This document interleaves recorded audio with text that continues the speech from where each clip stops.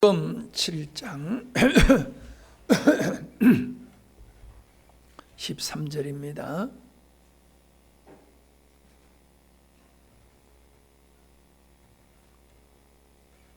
(13절부터) 27절까지 교독하십니다. 거짓 선지자를 삼가라.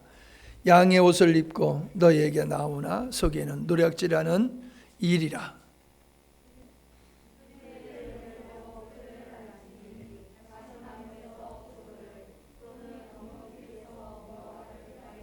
이와 같이 좋은 나무마다 아름다운 열매를 맺고 못된 나무가 나쁜 열매를 맺나니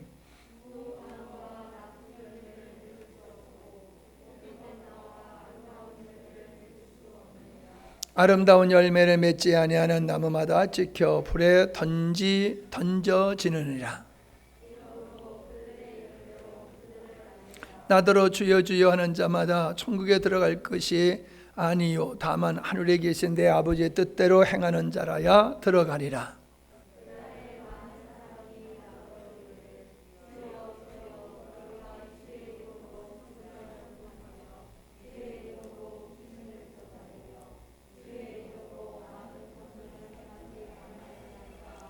그때 내가 그들에게 밝히 말하되 내가 너희를 도무지 알지 못하니 불법을 행한 자들아 내게서 떠나가라 하니라.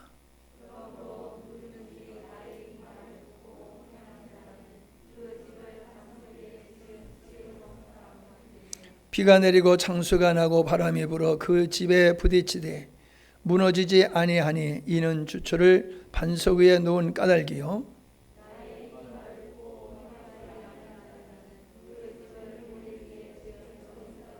같이요.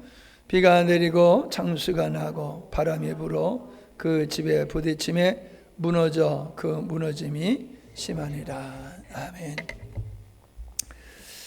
수없이 들었던 말씀, 또 설교에 인용했던 말씀입니다.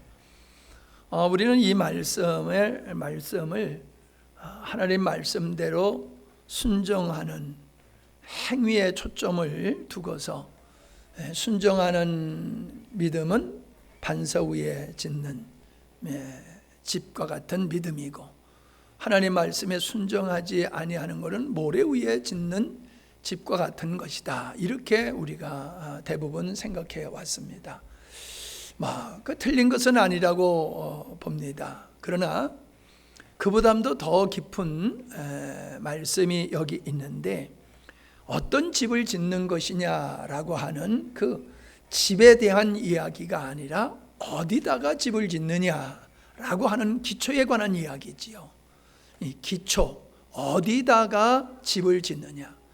즉 우리의 선한 행위라고 하는 것은 우리의 선한 행위라고 하는 것을 집을 짓는 것이라고 하면은 선한 행위는 어디에 가나 똑같아요.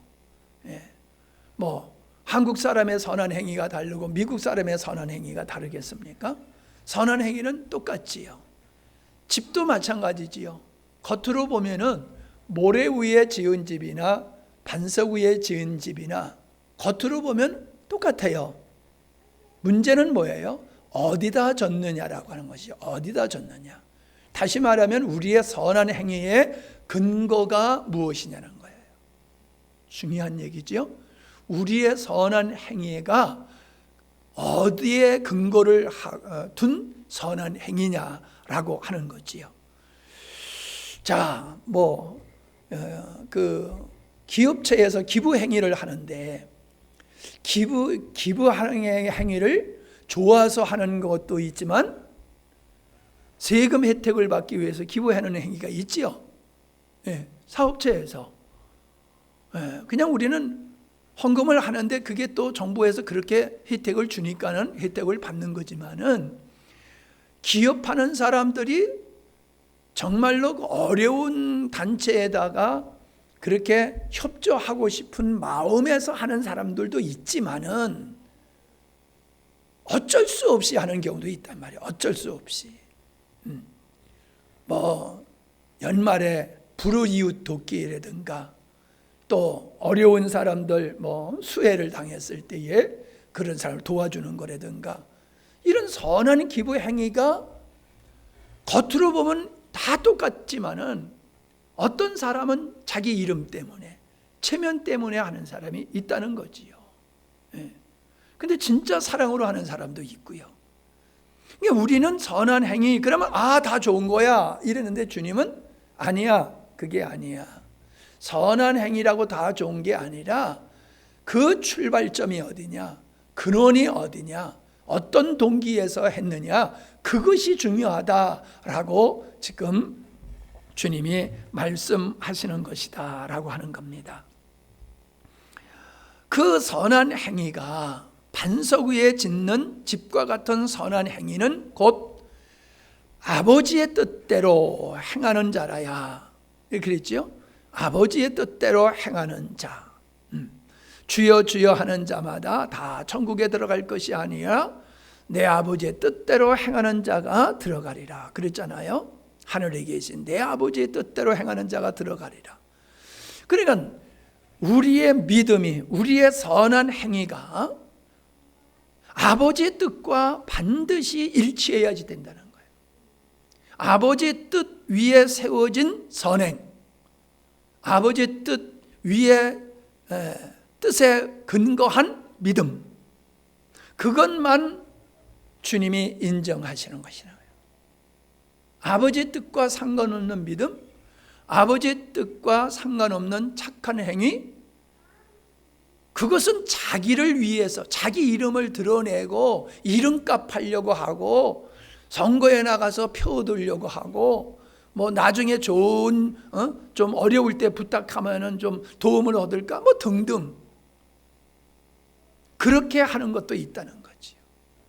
그걸 주님은 모래 위에 집을 지은 집과 같다. 그걸 나는 인정하지 못한다라는 말씀이지요. 그래서 요한복음 6장 38절로 40절 우리가 잘 아는 말씀인데 내가 하늘에서 내려온 것은 내 뜻을 행하려 함이 아니요 나를 보내신 이의 뜻을 행하려 함이라. 나를 보내신 이의 뜻, 그 행위가 예수님이 이 땅에서 행하신 사역이라는 거지요. 삶이라는 거지요. 그게 중요한 거예요. 우리도 마찬가지요. 자, 그런데 예수님께서 하시는 말씀이 뭐예요? 나를 보내신 이의 뜻은 내게 주신 자 중에 내가 하나라도 잃어버리지 아니하고 마지막 날에 다시 살리는 이것이니라. 구원이지요. 그런데 구원만 얘기한 게 아니라 40절에서는 그걸 더 방법에 대해서, 길에 대해서 말씀을 하고 있죠. 40절 같이 읽습니다. 내 아버지의 뜻은 아들을 보고 믿는 자마다 영생을 얻는 이것이니. 자, 구원이 아버지의 뜻이라고 하면은 구원을 이루는 방법도 아버지께서 정하시는 거라는 거죠. 아버지께서 구원의 길을 정하시는 것이 뭐냐? 아들을 보고 믿는 자마다 영생을 얻게 하는 것이 내 방법이다 라고 말씀하고 있는 거예요. 그러니까 우리의 믿음은 우리가 우리의 믿음을 믿으면 안 돼요. 내 믿음이, 내가 가지고 있는 믿음이 틀릴 수도 있어요. 내 믿음이 아버지의 뜻과 일치한 믿음이냐를 우리는 살펴야지, 내가 믿습니다 가지고 그 믿음이 다 옳은 믿음은 아니라는 거예요. 그러니까는 구원받는 이 믿음도 아버지의 뜻, 뭐예요? 구원이 아버지의 뜻이라고 하면은 방법은 아들 예수 그리스도를 믿음으로 믿는 그 아들이 우리를 위해서 십자가에서 행하신 일을 그 믿는 그 믿음을 근거로 한 믿음이 되어야 된다는 거예요. 무조건 믿는다고 다 그 믿음을 구원의 믿음으로 인정하는 것이 아니다 하는 거지요. 그러면 우리 그렇게 생각합니다. 아니 그러면 예수님 외에 뭐 다른 구원의 방법이 있습니까? 없는데 뭘 그런 얘기를 하십니까? 이렇게 생각할 수가 있어요. 그런데 갈라디아 교회인들이 얘기하고 있는 게 뭡니까? 예수님을 통해서 구원받는다라고 하면서 뭘 행해야 된다? 할례를 행해야 된다. 덧붙였단 말이에요. 이게 문제라는 거예요. 오늘 이런 책을, 이런저런 책을 읽다 보면은요, 맞는 얘기도 하지만은 틀린 얘기도 덧붙여서 하는 경우들이 있어요. 그러면 여러분, 맞는 얘기만 해야지 틀린 얘기를 맞는 얘기다가 덧붙여서 해버리면 그 맞는다라고 하는 게 온전한 게 아니잖아요. 이해가 되세요? 예. 근데 우리는 맞는 얘기를 했으니까 틀린 얘기해도 문제 삼지를 않는단 말이에요. 그게 문제라는 거예요. 오직 예수 그리스도를 통해서 우리를 구원하는 것이 아버지의 뜻이다. 아멘. 그러면은 거기에 할례가 들어갈 필요가 없고 율법을 지켜야 된다는 조건이 붙지 아니하고 선한 일을 많이 해야 된다는 것이 붙지 아니하고 헌금을 많이 해야 된다는 게 붙지 아니하고 봉사를 많이 해야 된다는 게 붙지 말아야 되잖아요. 근데 왜 그런 게 가서 붙냐 말이에요. 예? 여러분, 야고보가 행함이 없는 믿음은 죽은 믿음이다 라고 하는 것은 믿음에다가 행위를 갖다 붙이라는 얘기가 아니지요. 믿음만 가지고 되는 게 아니야. 거기에 행위가 붙여야, 거기를 행위를 붙여야 돼. 이런 뜻이 아니라 구원받는 믿음이라고 하면 행위가 따라오게 되어 있는 거야. 그걸 얘기하는 거지. 믿음 플러스 행위를 얘기하고 있는 게 아니라는 거지요. 이해되세요? 아니, 참 재밌어요. 예, 재밌어요. 그러니까 오늘 많은 교회 성도들이, 거짓 선지자들이 진리를 얘기해요. 예수님을 통해서 구원받는다는 얘기를 하면서 거기다가 이것 붙이고 저것 붙이고 자꾸 혹을 하나씩 더 붙이는 거예요. 그래가지고 무거운 짐을 성도들한테 매게 지워가지고 힘들게 하는 이러한 거짓 선지자들의 행위가 얼마나 많은지 모른다라고 하는 거지요. 자, 여기서 아들을 보고 믿는 자마다 뭐라고 그랬어요? 천국 가게 하렴이라고 그랬어요? 예? 영생을 얻게 하렴이라고 그랬잖아요. 영생을. 예? 영생을 얻게 하렴이라. 몇 절이야? 예? 아니 지금 내가 40절 내가 지금 딴 데를 보고 헷갈려가지고 지금 물어본 거예요. 아들을 보고 믿는 자마다 영생을 얻게 하란다. 영생을 얻게 하려, 천국 가게 하렴이라고 그러지 않았단 말이에요. 즉 영생을 얻는다는 것이 천국 간다는 이야기인데, 천국 간다는 것을 가지고 영생을 얻는다는 걸 설명하기가 어려워요.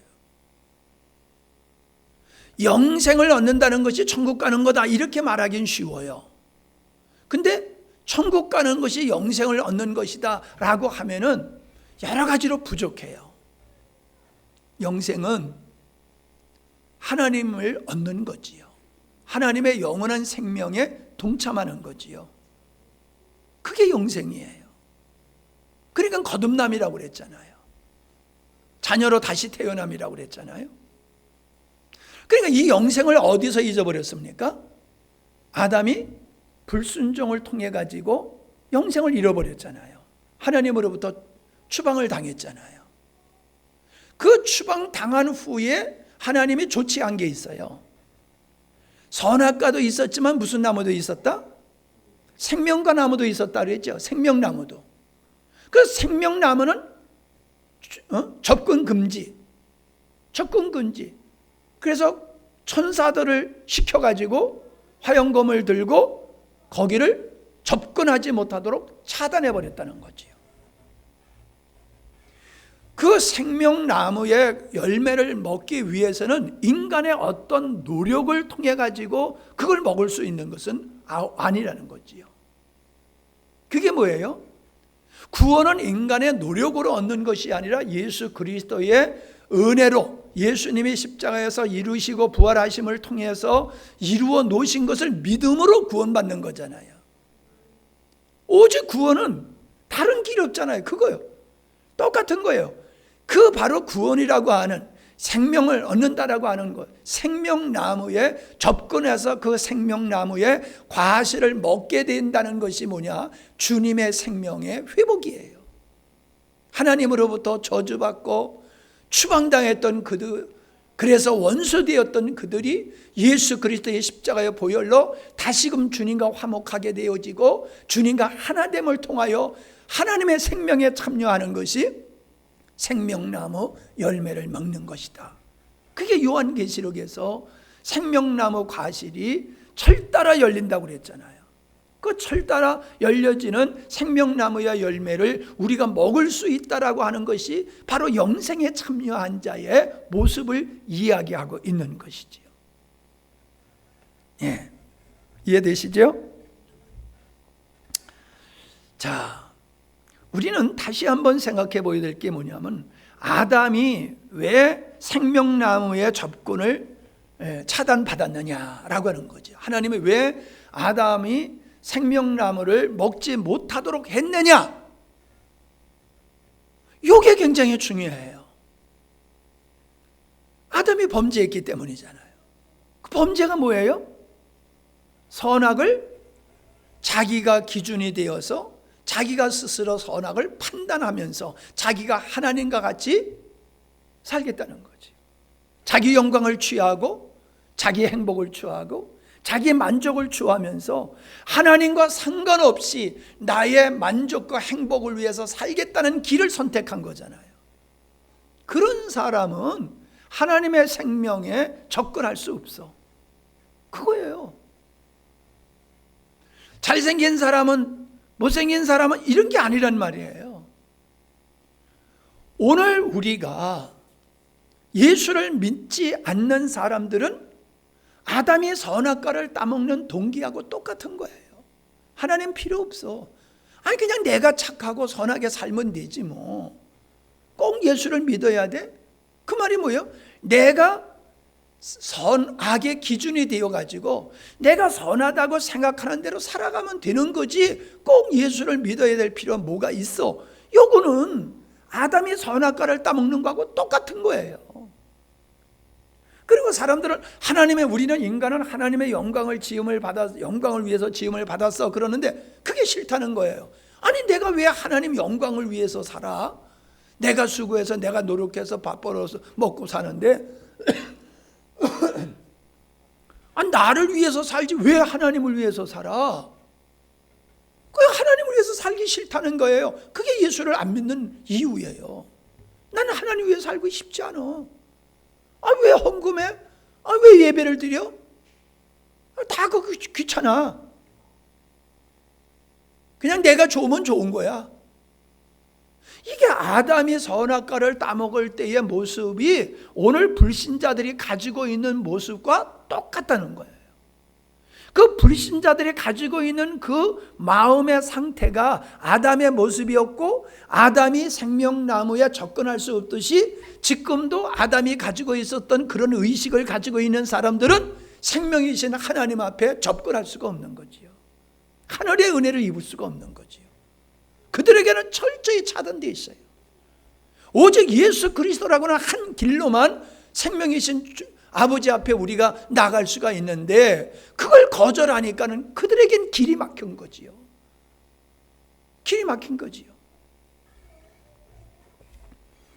그렇게 자기를 위해서 자기가 선악을 구별하는 기준이 되어지고 판단을 자기 스스로가 하고 자기가 하나님같이 살겠다고 하는 이 자세, 이런 것에 의해서 나는 이렇게 살 거야, 나는 이렇게 착한 일을 하면서 이렇게 선한 일을 하면서 나는 살 거야, 내가 이렇게 선한 일을 하면은 천국이 있으면 천국 갈 거, 뭐 극락이 있으면 극락 갈 것이지 뭐.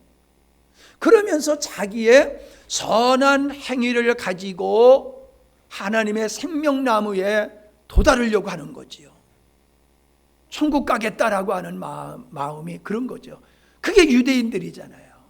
내가 율법을 잘 지켜가지고 천국 가겠다. 네? 그게 모래 위에 짓는 집이라는 거예요. 그런 신앙은 아무리 선한 일을 잘하고 종교적인 열심을 가지고 살고 다른 사람한테 덕을 베풀고 칭찬받을 만한 일을 하더라도 하나님이 그것을 인정하시지를 않는다라고 하는 거지요. 그 생명나무에 접근하는 이 길이 예수님이 십자가에 못 박혀 죽으실 때에 성전에 있던 휘장이 찢어졌지요. 그 휘장에는 천사 그룹의 모습이 이렇게 조각이 되어 있었다고 그래요. 수가 놓여져 있는 거고요. 그건 소가 잡아다녀야지만 찢어질 정도로 그렇게 아주 단단한 것으로 그렇게 휘장이 지성소와 성소를 이렇게 구별하는 휘장이 그렇게 단단한 거였는데 예수님이 십자가에 못 박혀 죽으실 때에 그게 찢어졌단 말이에요. 그게 뭐예요? 하나님과 인간을 구별했던 그 장벽이 무너졌다는 거지요. 이제 누구든지 예수님을 통해서 하나님 앞에 나갈 수 있는 길이 예수님의 죽으심을 통해서 이루어졌다라고 하는 것을 상징적으로 보여주는 것이었다라고 하는 겁니다. 그 법계 위를 씌운 자, 그렇게 얘기를 해요. 하나님의 은혜가, 하나님의 임재가 있고 죄의 용서함이 있는 곳이거든요. 그게 바로 생명나무에 참여하는 것을 상징하는 것이다 하는 거지요. 자, 우리는 오늘 말씀에서 보면은 내가 선지자 노릇하고 능력 행하고 귀신을 쫓아냈습니다. 이렇게 이야기하고 있는데 이건 선한 일이지요. 불의하지 하고 소색하지 아니하고 간음하지 아니한 것은 도덕과 윤리적으로 아주 성실하게 잘 산 거지요. 금식기도 2번 하고 11조 철저히 드린 건 종교적인 열정이 있는 거지요. 그럼 이렇게 행한 사람은 칭찬받을 만해요? 책망받을 만해요? 당연히 칭찬받을 만하지요. 당연히 칭찬받을 일을 했는데 주님은 나는 너 모른다라고 하시면서 그걸 불법으로 규정하고 부정하셨다는 거예요. 그 선한 행위를. 분명히 선한 행위잖아요. 난 이게 굉장히 궁금했어요. 분명히 선한 행위인데 왜 이것을 주님은 부정하셨을까? 근본이 틀렸다는 거예요. 기초가 틀렸다는 거예요. 동기가 틀렸다는 거예요. 아까도 처음에 설명했던 것 같이 사람들은 선한 행위를 자기 이익을 추구하기 위해서 선한 일을 하고 종교적인 열심도 예배를 철저히 드리고 새벽기도 안 빠지고 금식기도 하고 선교 열심히 하고 이런 열심을 자기를 위해서 자기가 하나님 앞에 인정받고 복받기 위해서 열심을 한단 말이에요. 그래서 고린도서 13장에서 사랑을 얘기하실 때 뭐라 했어요? 천사의 말을 하고 사람의 말을 하고 천사의 말을 한다 할지라도 사랑이 없으면 자기 몸을 다른 사람을 위해서 불사른 데까지 내어준다 할지라도 사랑이 없으면 그러면 뭐예요? 그런 행위, 사랑이 없는 행위는 그건 소리나는 구리 괭가리다, 그건 아무것도 아니다라는 얘기는 뭐예요?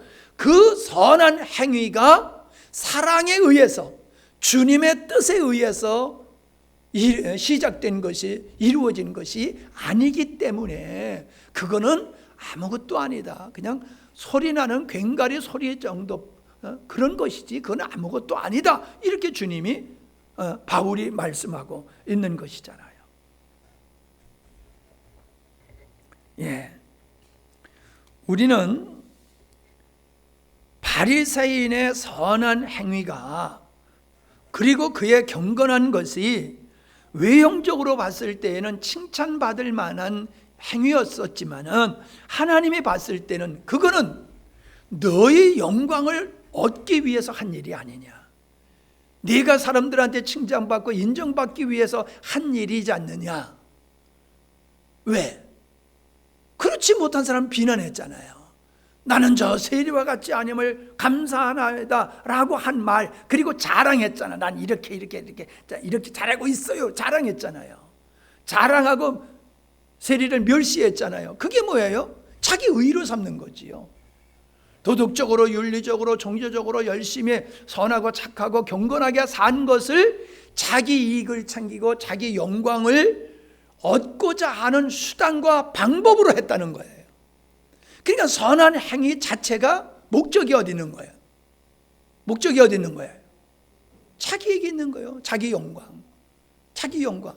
자기 영광을 추구하기 위해서 하는 것은 우리 주님이 결코 용납할 수 없다는 거예요. 인정하실 수가 없다는 거예요. 그 말씀하고 있는 겁니다. 예. 우리는 하나님의 영광을 위해서 지음을 받은 존재라고 하는 것을 잘 알고 있습니다.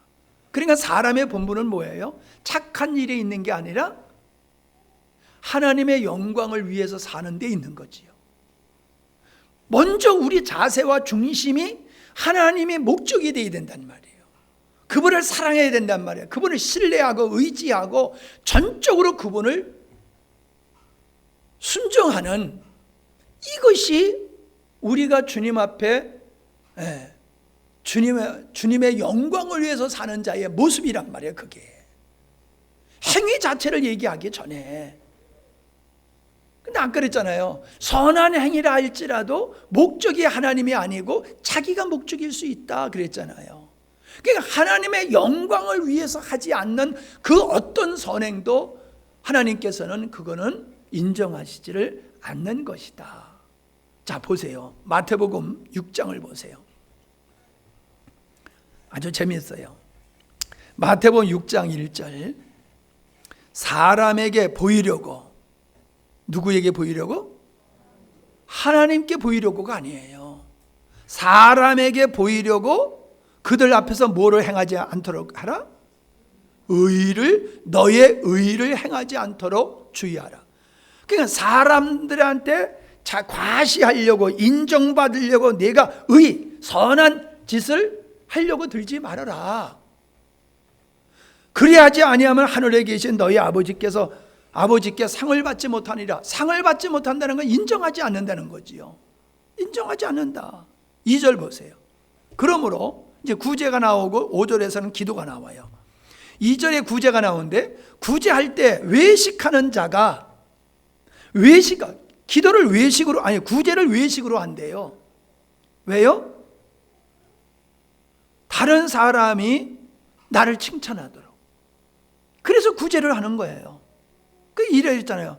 구제할 때 외식하는 자가 사람에게 영광을 받으려고 한다는 거예요. 구제 자체만 보면 선한 거란 말이에요. 근데 그게 사람들에게 영광을 받으려고 하는 것은 그건 외식이라는 거예요. 그건 가식이라는 거예요. 그래서 어떻게 한다고요? 은밀히 하지 아니하고 회당과 거리에서 하는 것 같이 너희 앞에 나팔을 불지 말라.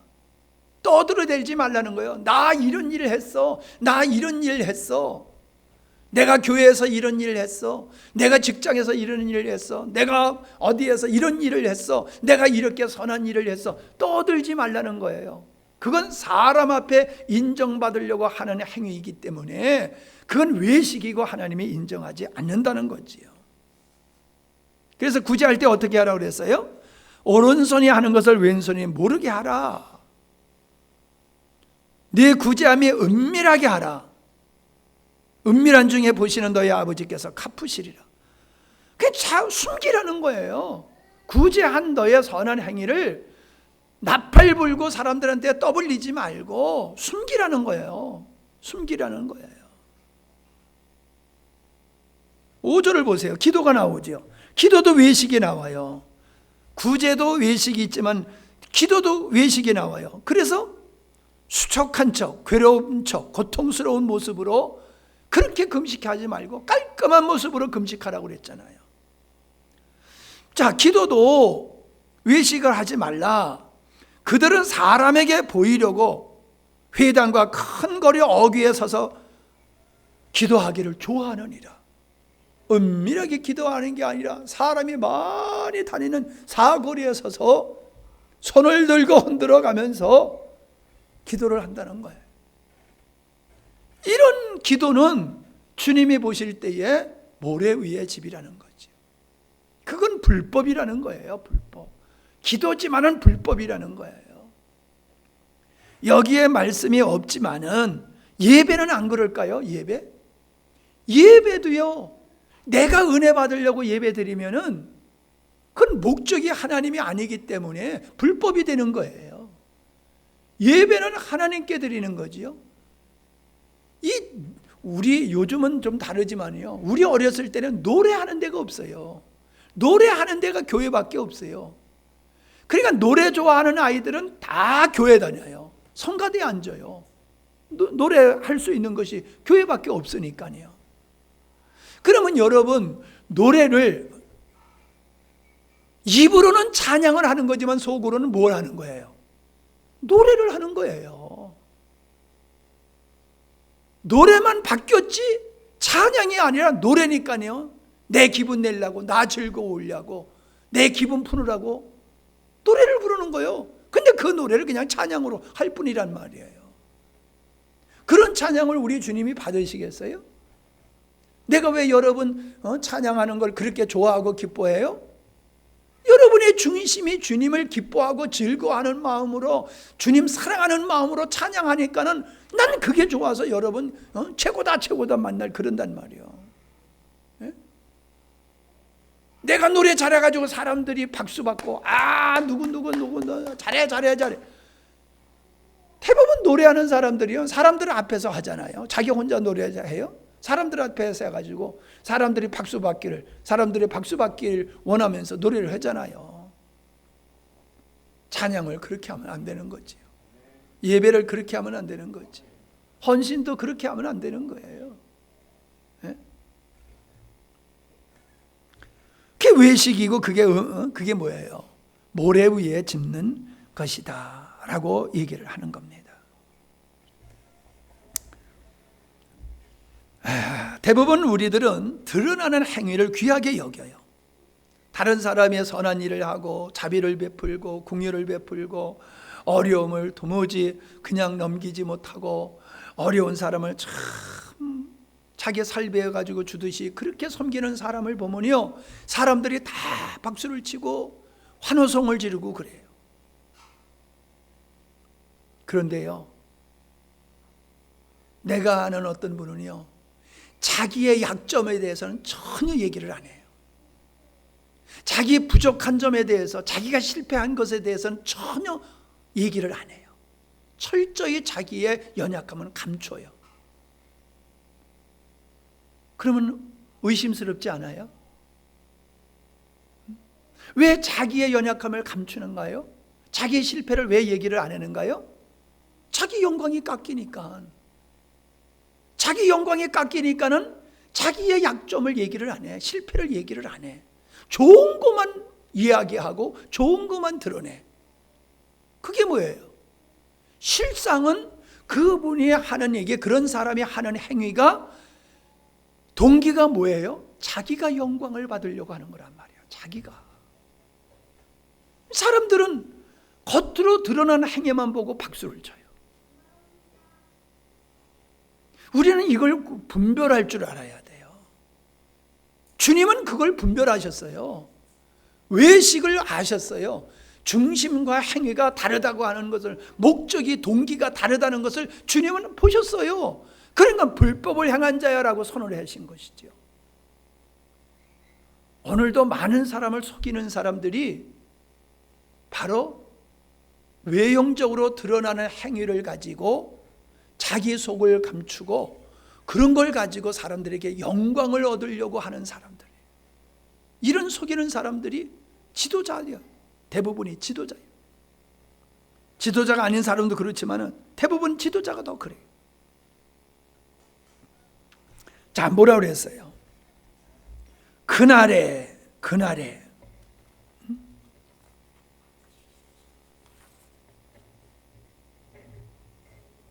몇 절인가?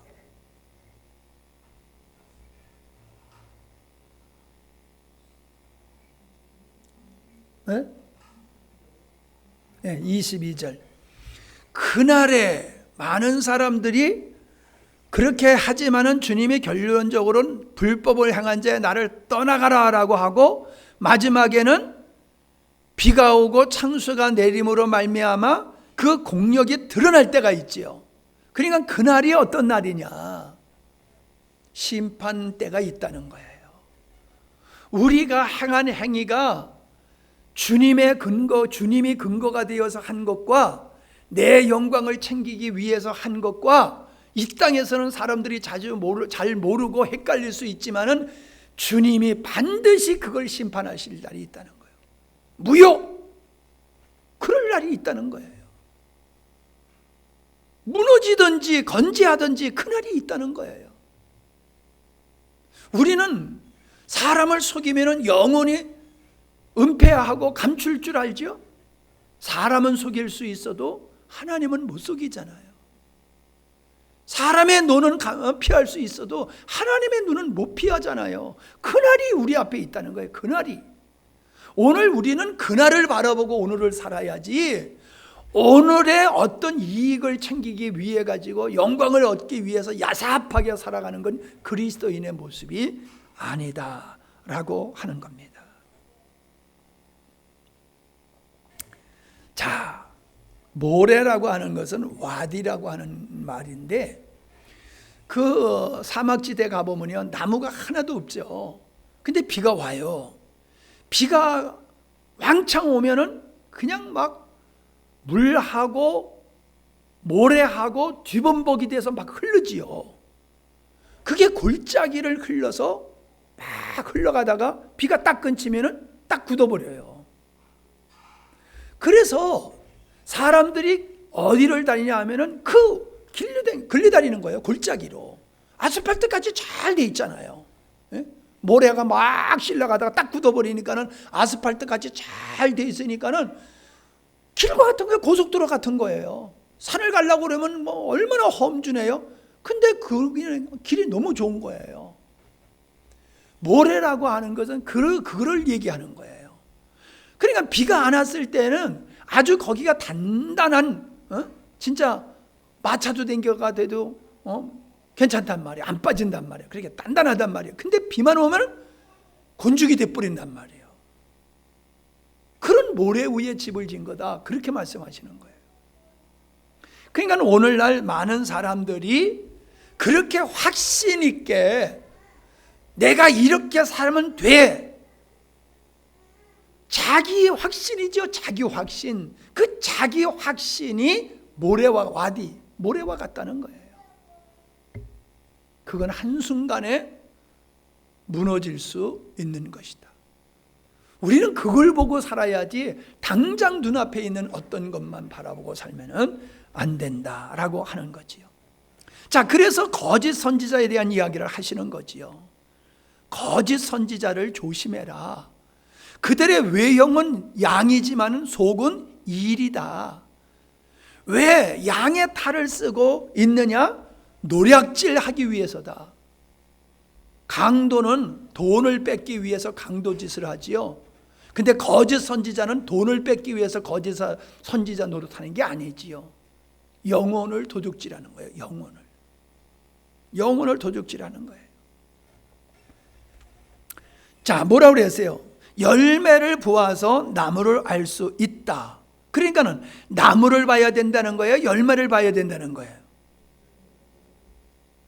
두 말이 맞아요, 다. 열매를 보고서 나무를 보라는 거예요. 그죠? 그냥 최종적인 것은 열매를 보지 말고 나무를 봐라. 나무가 어떤 나무인지를 봐야 되는 거다, 그 말씀하고 있는 거예요. 왜? 열매는 양의 탈을 쓴 이리와 같을 수가 있다는 거예요. 외식이 있고 거짓이 있을 수 있다는 거예요. 열매 자체는 겉으로 보면 다 그럴싸하지만은 주님이 인정하지 않는 불법으로 규정하는 가짜 열매들이 있다는 거지요. 외식, 그걸 얘기하셨잖아요. 그러니까는 열매만 보고 야, 이러지 말라는 거예요. 그 나무를 자세히 봐라. 이 나무가 진짜 좋은 나무인지 나쁜 나무인지를 봐라. 나쁜 나무에서도 좋은 열매가 맺어진다는 거예요. 그건 가짜라는 얘기죠. 좋은 나무에서만 좋은 열매를 맺는 게 맞는데 나쁜 나무에서도 좋은 열매가 맺어지는 게 이게 거짓 선지자의 행위라는 거예요. 거짓 선지자는 모습으로 보면은 좋은 나무지요. 좋은 열매지요. 좋은 열매인데 속은 일이라고 그랬잖아요. 그러니까 나무로서는 나쁜 나무란 말이에요. 열매로서는 좋은데 나무로서는 일이 나쁜 나무라는 거예요. 하나님은 열매만 보고 인정하시지 않는다는 거지요. 나무를 보시고 평가하신다라고 하는 것을 말씀해 주고 있습니다. 그러니까 열매가 주체가 아니라 나무가 주체라는 거예요. 나무가 주체. 그러니까 성령의 열매는 성령이 주체가 되다 보니까는 성령의 성령에 의한 열매가 맺어지게 되는 거지요. 근데 종교적으로 성령의 열매를 맺을 수 있고 사람의 의지로 성령의 열매와 같은 걸 맺을 수가 있어요. 여러분 보세요. 안 믿는 사람도 얼마나 착한 일을 잘합니까? 얼마나 선하게 살아갑니까? 성령의 열매에 해당되는 삶을 살고 있잖아요. 그분들이. 교회 안에서도 그렇잖아요. 철저히 육적인 사람이 철저히 율법적으로 성령의 열매와 같은 열매를 맺고 살지 않아요. 근데 주님은 말씀하세요. 주체가 성령이 된 열매만 그게 진짜지, 주체가 성령이 아니고 인간의 열정, 인간의 교만, 인간의 자기 사랑, 자기 영광 챙기기 위해서 하는 선한 행위라고 하는 열매는 그거는 가짜다. 그렇게 말씀하고 있는 거죠. 그래서 19절에 보면은 아름다운 열매를 맺지 않는 나무마다 찍혀 불에 던지우리라. 결국 외식하는 것은 저주로 끝나고 마는 거지요. 저주로 끝나는 거예요. 집이 무너지는 거하고 똑같은 말씀을 하고 있는 거지요. 찍혀 불에 던지우는 것이나 집이 무너지는 것이나 동일하다라고 하는 겁니다. 자, 결론적으로 우리가 생각할 수 있는 게 뭐냐 하면은 거짓 선지자들이 하는 일이 뭐냐는 거예요. 거짓 선지자들이 하는 일. 오늘날도 거짓 선지자가 있어요. 그럼 거짓 선지자가 뭐냐는 거예요. 다른 복음을 전하는 사람이 거짓 선지자예요. 다시 얘기하면은 복음, 예수님의 십자가를 얘기하면서 인간의 행위를 갖다 붙이고 믿음의 궁극적인 목적이 하나님의 영광이 아니라 자기 영광을 추구하고 믿음의 어떤 결과물로 세상의 영광을 쟁취하고 이러한 기복적이고 인본주의적인 신앙, 율법적인 신앙을 조장하는 사람이 이게 거짓 선지자예요. 그 사람이 뭐 목사고 총회장이고 뭐 노회장이고 그거 중요하지 않다는 거예요. 그가 전하는 것이 정말로 복음을 전하느냐, 그의 삶이 정말로 성령에 의한 삶이냐, 그렇지 아니하면 거짓 선지자라는 거죠. 교만한 말이지만은 내가 이렇게 방송 선교를 듣다 보면요, 인간적으로 기가 죽을 때가 있어요. 야, 참 저 양반은 말도 잘한다. 나는 5분밖에 할 수 없는 말을 어쩌면 저렇게 풀어가지고 멋지게 풀어가지고 저렇게 설교를 하나. 부러울 때가 있어요. 근데 가만히 듣고 건덕지를 건져보면요, 건덕지가 없어요. 영적인 메시지가 없어. 아하, 그렇구나. 사람의 미사어구를 가지고 사람들의 혼을 빼는 거예요. 혼을 빼요. 정말로 영을 깨우고 성령에 의해서 사는 사람으로 나가야 되는데 열심을 내라, 노력하라, 하면 된다, 구하면 된다, 부르짖어라. 그래가지고 인간의 열정을 조장하는 거예요. 사람들은 인간의 열정을 조장하면 얼마나 잘했는지 몰라요. 그런데 인간의 열정은 죽여, 그거 버려, 그리고 오직 주님만 의지해. 그러면 애게시시해. 뭐가 그래? 안 받아들여요. 왜? 이미 고정관념이 율법 체계로 되어 있다는 거예요. 그래서 인간의 열심과 노력을 통해 가지고 뭔가 하나님을 감동시키려고 하는 것, 이게 거짓 선지자가 선포한 거짓 진리예요. 이런 토양에서 하는 신앙생활 전체, 그런 토양에서 행하는 어떤 선한 행위, 이런 것들은 주님이 불법으로 규정한다라고 하는 거예요. 번영신학이라고 하는 이런 이야기들을 우리가 흔히 잘 듣고 있잖아요. 신앙의 목적이 주님이 아니라 잘 먹고 잘 됨에 있다는 거예요. 이게 거짓 선지자들에 의한 거짓된 신앙이다. 그게 바로 모래 위에 있는 모습이다라고 말씀을 하고 있는 것이지요. 끝으로 보면요, 28절에 뭐라고 말씀하셨냐 하면은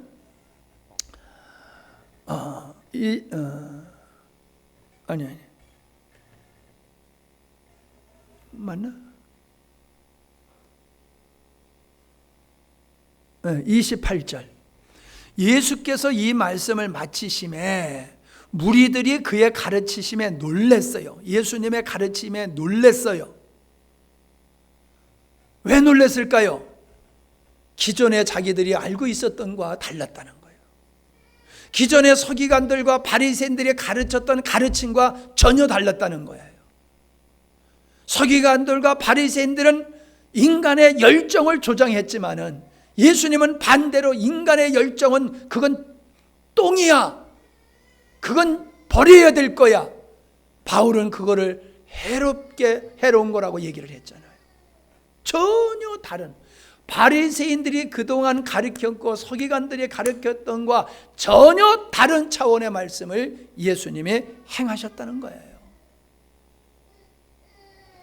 그러한 예수님의 말씀을 아멘하고 바리새인들이 가르쳤던 것을 버리고 예수님이 가르치신 이 진리를 따라 산 사람들은 끝까지 주님을 쫓았고, 끝까지 바리새인들이 가르쳤던 교훈을 따라서 살아갔던 사람은 결국 예수님을 십자가에 못 박았다라고 하는 것이죠.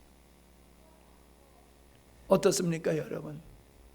오늘날 우리의 신앙생활하는 우리의 내면을 들여다보면은 어떤 사람의 설교가 사람들한테 인정받고 어떤 사람의 설교는 인정받지 못하느냐가 여러분 보이지 않습니까? 많은 사람의 인기를 끄는 설교를 가만히 들어보세요. 너도 나도 우죽순 모두가 다 박수치는 그런 사람의 설교를 들어보세요. 바리새인의 설교예요. 서기관의 설교예요. 그러나 주님만 바라보고 주님의 뜻을 선포하는 설교는 사람들이 관심이 없어요. 관심이 없어요. 내 설교가 관심이 없어요. 여러분들이나 관심이 있지 나의 설교를 사람들이 별로 관심을 안 가져요. 왜? 서기관들과 바리새인들이 가르쳤던 것과 같지 않으니까. 그동안 전통적으로 전했던 것과 같지 않으니까, 내가 가지고 있는 의식과 다르니까, 그러니까 난 이거 싫어. 난 내 방법대로 할 거야. 내가 지금까지 해오던 방법대로 목회를 할 거야. 신앙생활 할 거야. 아무리 목사님이 뭐라고 그러더라도 나는 내가 원하는 대로 할 거야. 내가 볼 때 그게 보여요. 나는 목사님들하고 교제하면서도 그게 보이고 우리 성도들을 보면서도 그게 보여요. 뭐라고 외쳐도 나는 내가 지금까지 알고 있는 대로, 내가 믿는 대로 할 거야. 예수님을 십자가에 못 박았던 바리새인들과 같이 전혀 미동치도 않아요. 내가 원하는 대로 할 거야. 끝까지 모래 위에 집을 짓는 이런 고집을 부리는 거죠. 왜? 그게 인기가 있으니까. 그게 인기가 있으니까. 인기 있는 걸 찾는 거예요. 진리를 찾는 게 아니라 인기 있는 걸 찾는 거예요. 여러분, 우리 영광스러운 교회에 나오는 사람들은 이러한 진리를 찾는 사람이어야지요. 인기를 추구하는 목사나 인기를 추구하는 사람들은요, 우리 교회는 아주 재미없는 교회예요. 어느 집사님이 그러더라고요.